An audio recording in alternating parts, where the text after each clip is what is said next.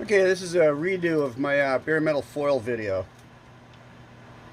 Make yourself cheap bare metal foil because we know the foibles of the foil drying out is you get some tin foil from the dollar store. $1. Get the cheapest, thinnest tin foil that you can possibly get. You need wax paper. But for today, I'm going to use the backing of a decal. Use the shiny side up, paper side down. And gilting glue, it's Gilting. This is what we happen to have locally. You can get it at Hobby Lobby or Michael's or wherever.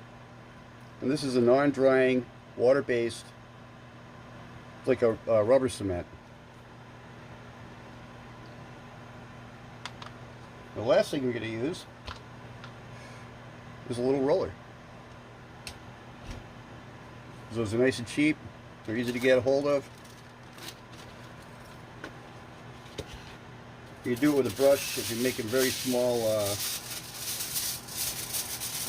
amounts, or if you're doing it right on the model itself. Now with tin foil you have chrome, you have aluminum. You can lightly sand the aluminum.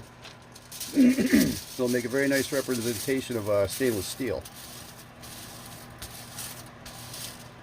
This isn't really a particularly flat piece of board that we're going to use. You're going to cut it up bigger than what you actually need. Get my big fat paintbrush. Fatter the better. And when you mix it, you're going to have bubbles. Bubbles are going to be your enemy, but you're going to have bubbles. You put this on nice and thick. We really don't care what the bubbles are going to look like. What I should have done was I should have cleaned this off with alcohol. I brought down the cotton ball, but I forgot about it. A lot of tin foils will have an oil on it, as you can see.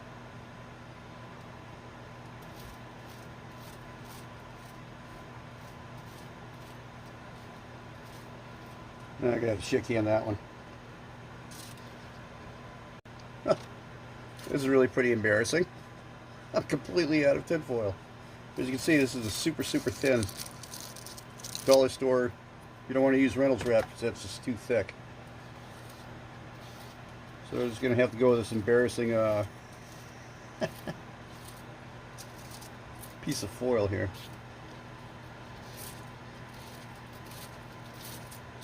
Oh. See how thin that is? That won't be an issue when you're using it.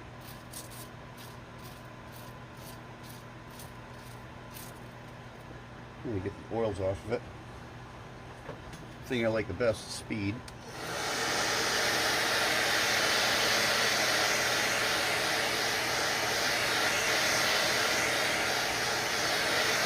This is a hobby gun. Hairdryer works just as well.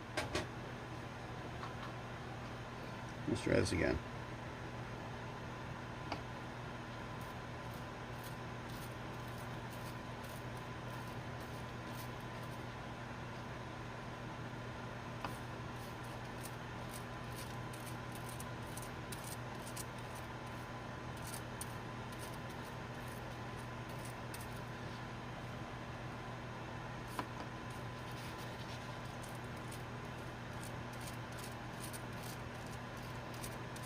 When you're making this, if you leave bubbles, obviously these wrinkles are going to be terrible.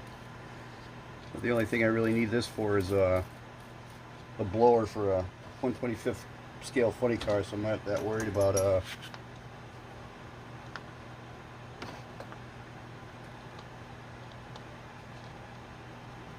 getting a lot of bubble or a lot of wrinkles in it. Because I'm only going to use about maybe a 1/16 of this. Just roll in one direction. As you see, it's picking up bubbles. That's okay.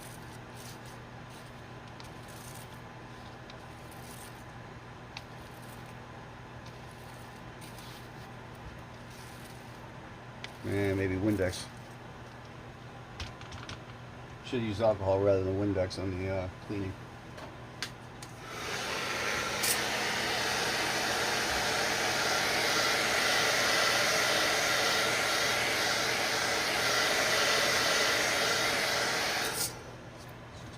bubbles. Come on.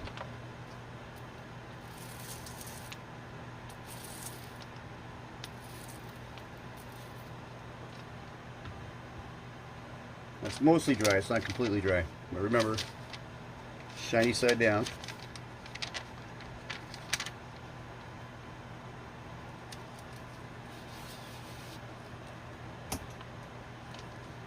That way.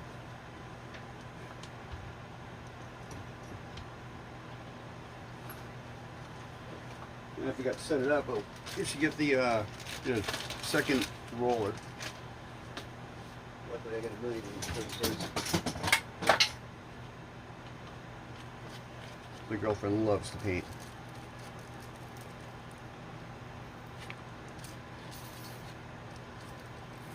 Run the air out as best you can.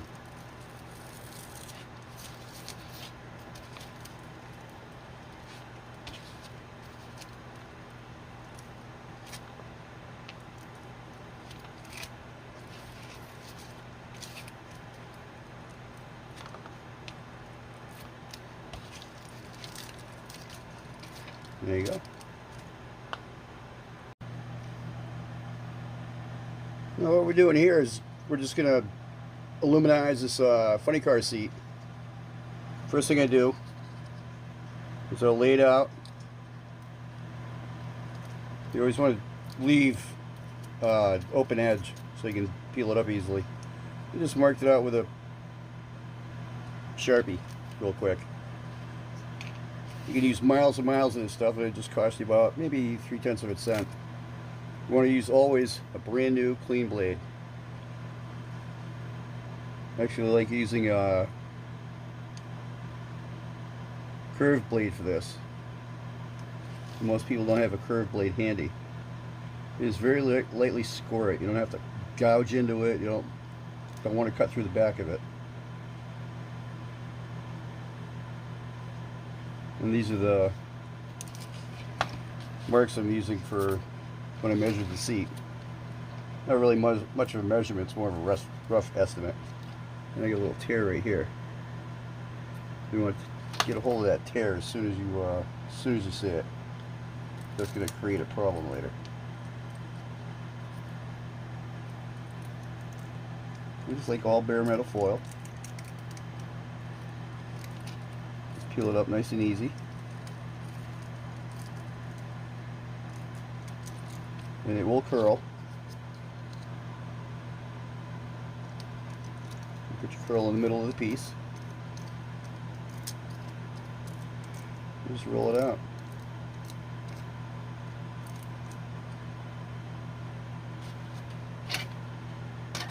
Just goes out there. You just buffer in. As you see, most of these big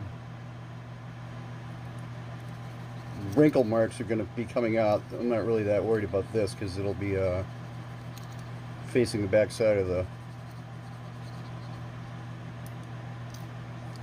funny car. Unless you're working on the brakes, you're not going to see this. And even then, you still have the framing in the way. I'm doing this in 3 pieces. Let's burnish down the sides a little bit. It makes a nice round corner. That'll require a little bit more burnishing. Away, out, and away, out, and away. You will notice there are bubbles on this.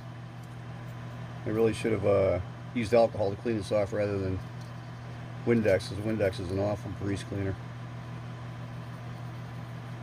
What you don't know is all aluminum foil has a layer of oil on it. So it doesn't stick to your mom's chicken or your chicken.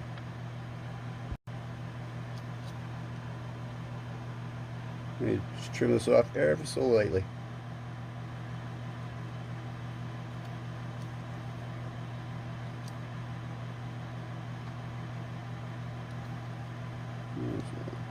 This way, I guess.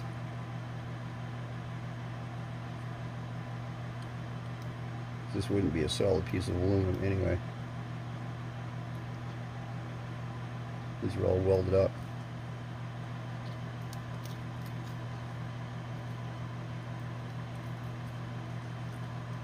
Get rid of that little over piece there. Over piece there.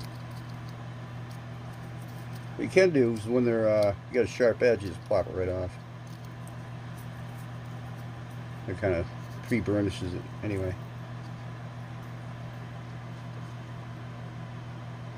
This is actually really difficult to do standing.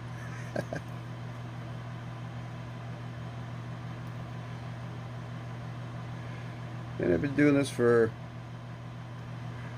a better part of 40 years. My grandmother was an artist. She turned me on to gilting glue. I didn't really understand what I would need that for until I started doing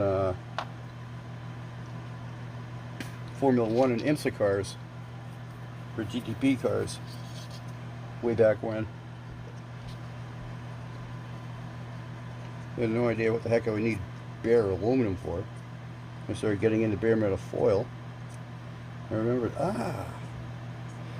Grandma told me about gilting glue. So I went down to a local art shop, and the girl knew exactly what I was talking about. Let's polish that one right through. Thing with the cheap foil is you can polish right through what you're doing, which is really disappointing. Oop. Here, there. Here, there.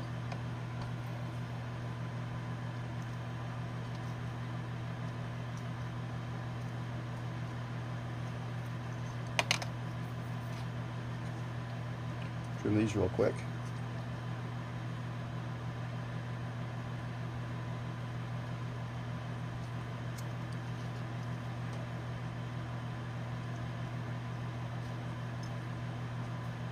And we'll look at the final product in a minute. And real quick, we'll go through the last piece. You see it lays down pretty nicely. A couple little imperfections on there you might address. Another new thing you want to use is Q-tips. As you can see, I can burn through a couple of Q-tips there. And the cool thing is you can actually polish this with a Dremel if you really want to. Just burnish it down. There's a little spot there. That's just a little glue spot. Got rid of that. Shoot. Well, you can do that too.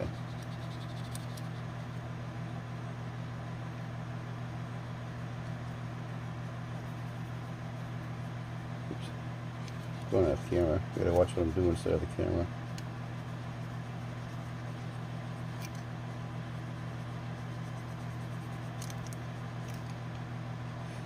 And bevel the edges. And burnish the edges. You can also do machine turning on this. If you use a real soft Dremel with a real mild abrasive at a very low speed, you can actually do machine turning. Blue spots. That's going to be glued to the frame.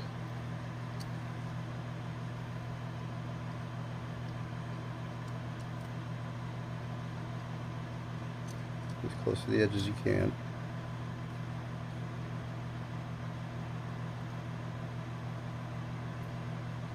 Good.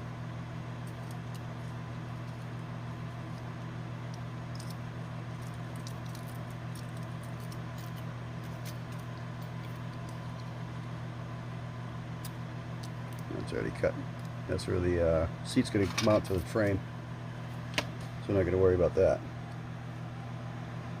Do that a little bit.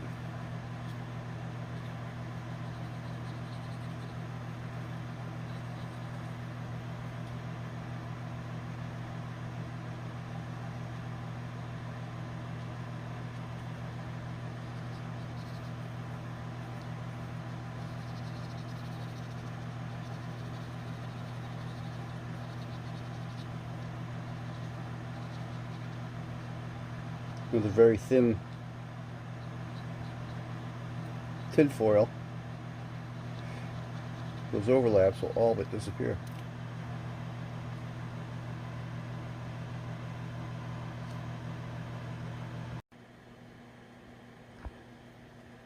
And that will contrast very nicely with the frame.